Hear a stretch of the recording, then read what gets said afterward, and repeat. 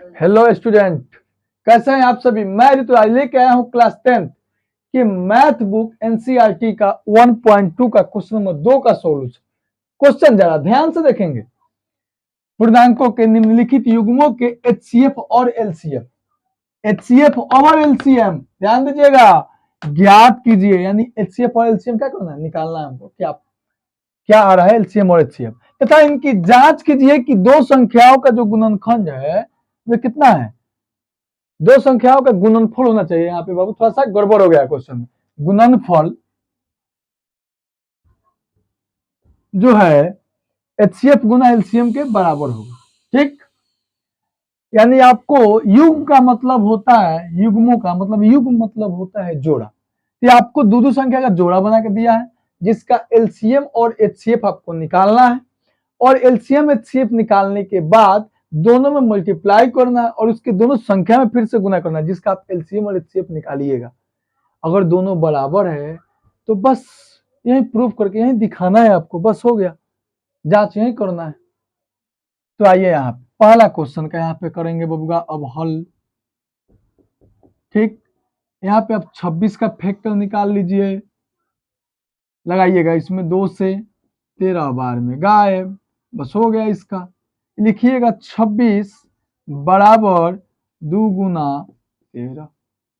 यहाँ पे आ जाइए 91 का निकालिए फैक्टर, ये कितना हो जाएगा 700 होगा 13 बार में, 13 सत्ते 91। और बाबू 91 बराबर लिखिएगा 7 गुना 13।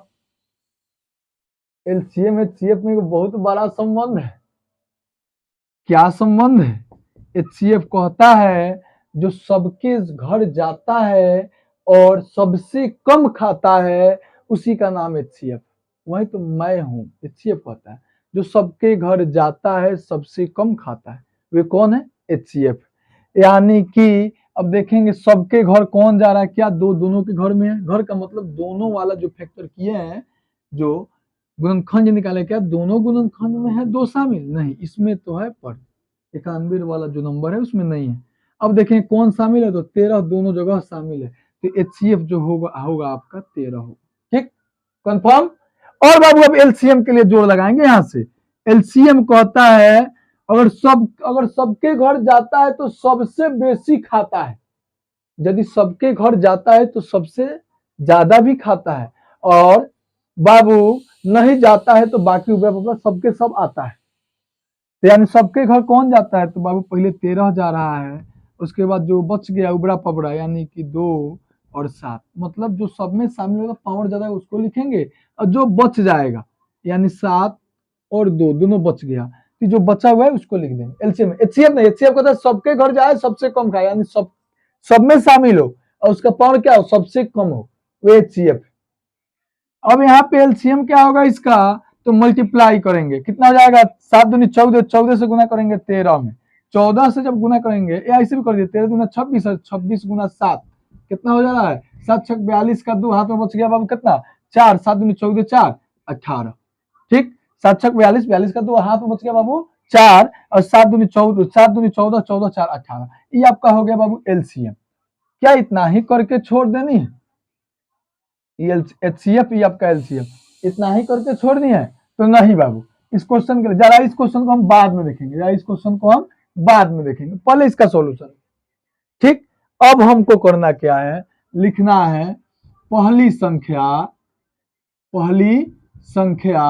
गुना दूसरी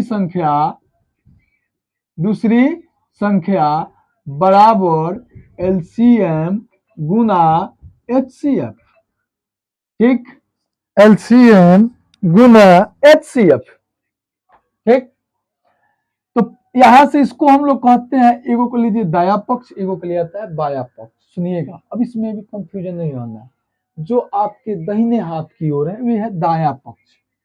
ठीक, और दाया पक्ष यानी राइट हैंड है ना, तो बस यहाँ पे आर एच एस, लेफ्ट है तो एल एच एस। आपका अपना कॉपी रखना है, कॉपी के सामने दोनों हाथ रखना है, जो बराबर के इधर है जो दाहिने साइड में उसको दाया पक्ष या आर एच एस, और जो बाया साइड है उसको एल एच एस लिखना है। ठीक, तो यहाँ पे लिखेंगे LHS से, ठीक, पहली संख्या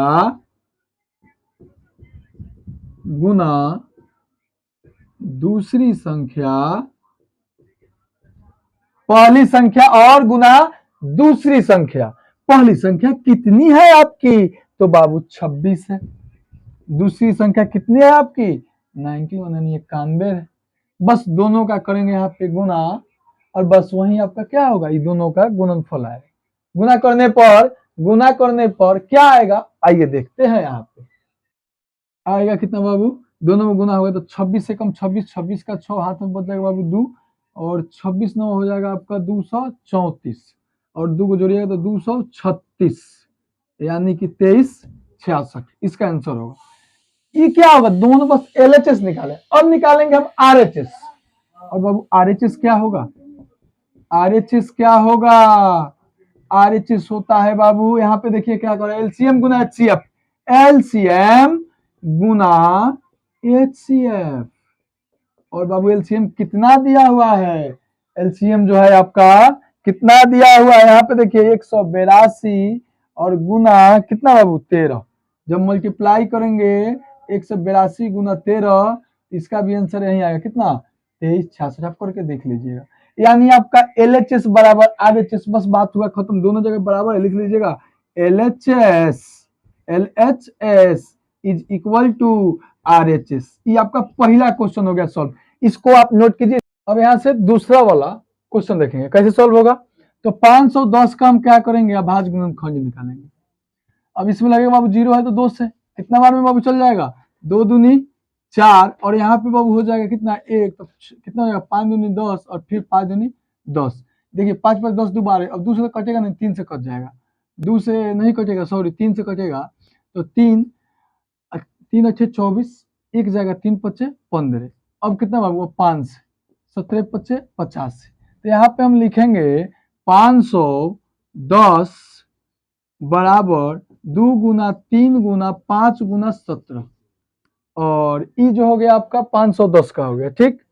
और उसके बाद में हो गया आपका 92 का, फिर निकालेंगे इधर अभाज्य गुणनखंड, कितना हो जाएगा बाबू, 2 से लगेगा, कितना हो जाएगा 4 दूनी 8, और बाबू एक जगह यहाँ पे तो 6 दूनी 12, फिर 2 से यहाँ पर आ जाएगा 23, और बाबू होगा 92 बराबर 2 गुना 23, और यहाँ पे इसका मतलब है 2 का पावर 2 गुना 23। अब यहाँ पे देखेंगे हम ध्यान से, LCM और HCF। HCF क्या होगा, जो सब में कॉमन होगा, यानी सब में जो शामिल हो, 2 एगो 2 इसमें भी कॉमन है, 2 इसमें भी कॉमन है, यहाँ पे 2 होगा, बाकी कुछ नहीं। और LCM कितना होगा बाबू, तो LCM 2 तो दोनों जगह शामिल है, लेकिन जो ज्यादा पावर होता है उसको ले आता है, ठीक। HCF क्या कहता है, HCF कहता है कि जो सबके घर जाता है सबसे कम खाता है, यानी जो सब में शामिल हो, यानी अगर दोनों में दिख रहा है जिसमें पावर कम हो, ठीक, दोनों में अगर वो संख्या दिख रहा है तो उसका पावर कम होना चाहिए, वो HCF। LCM कहता है कि दोनों में शामिल है तो पावर ज्यादा होना चाहिए, नहीं तो बाकी जितना बच गया सबको मल्टीप्लाई कर दीजिए। तो दोनों में शामिल है तो पावर इसका ज्यादा है, तो होगा LCM में मल्टीप्लाई बाई कितना हो जाएगा बाबू, 3 गुना 5 गुना 17 गुना 23।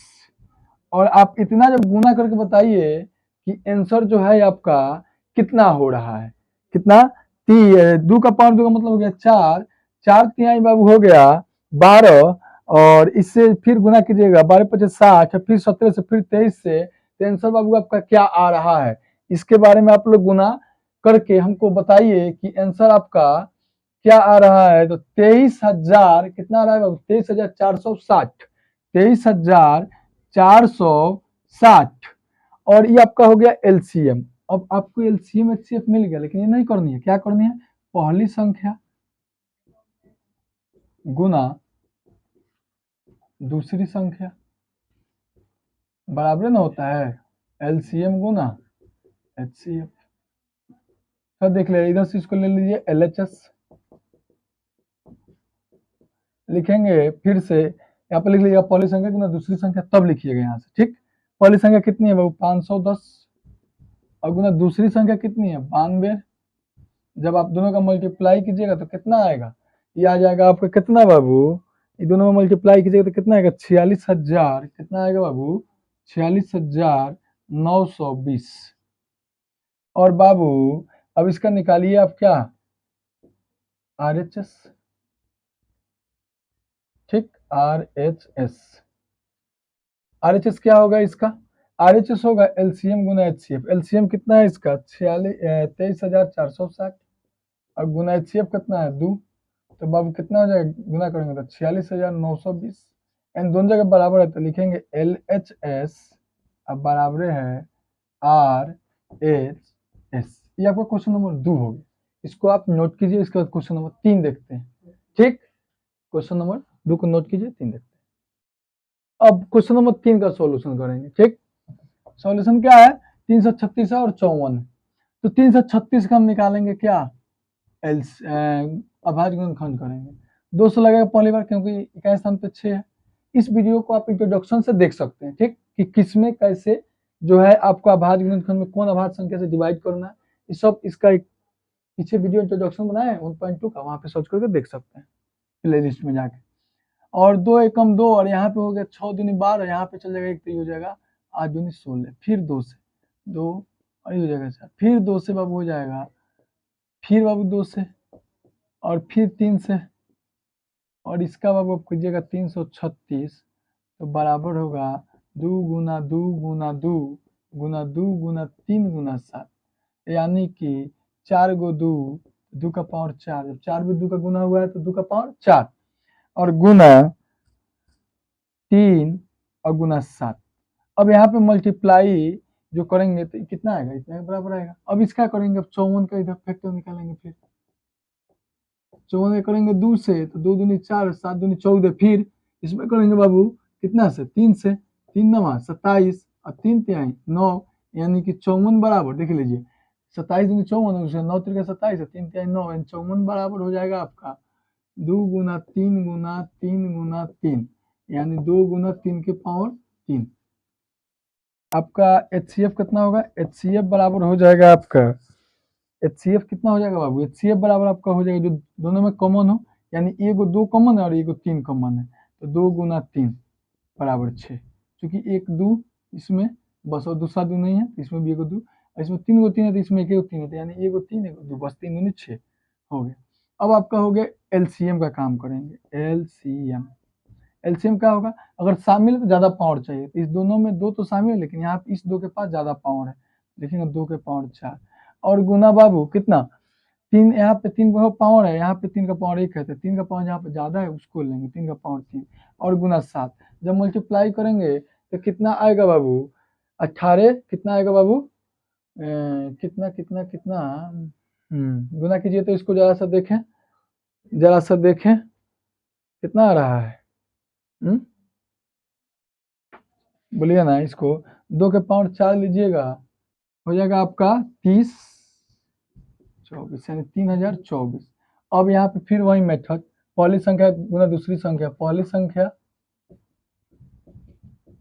गुना दूसरी संख्या बराबर LCM गुना HCF।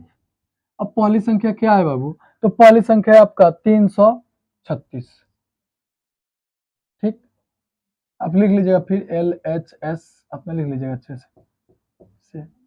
ठीक, सॉरी बाबू 336 और गुना दूसरी संख्या कितनी है बाबू 54, बराबर कितना हो जाएगा बाबू इसका जो मल्टीप्लाई कीजिएगा तो कितना हो जाएगा 336 गुना 54 है ना, है तो ये हो जाएगा बाबू कितना ये हो जाएगा आपका 6 चौका 24 और हो गया 4 18 कितना हो जाएगा 18,144। ठीक, और फिर आप ले लीजिए RHS यानी इधर वाला साइड। ठीक, ये LHS हो गया, ये RHS लीजिएगा तो बाबू इसमें LCM गुना HCF, LCM कितना है इसका, LCM जो है आपका 6 है, अपना लिखिएगा यहाँ पे LCM गुना HCF, जैसे यहाँ पे लिखना है इसे LCM गुना HCF बराबर तब आके इसमें उसी तरह पहली संख्या गुना दूसरी संख्या तब आके बराबर करनी। ठीक, 6 गुना 3024 जब गुना करेंगे तो हो जाएगा 18,144, दोनों बराबर है लिखेंगे LHS बराबर RHS। आपको सभी वीडियो का लिंक डिस्क्रिप्शन में जो है मिल जाएगा, ठीक। और धीरे धीरे एनसीईआरटी का पूरा बुक का सॉल्विंग मिलेगा, यहाँ से साइंस का भी।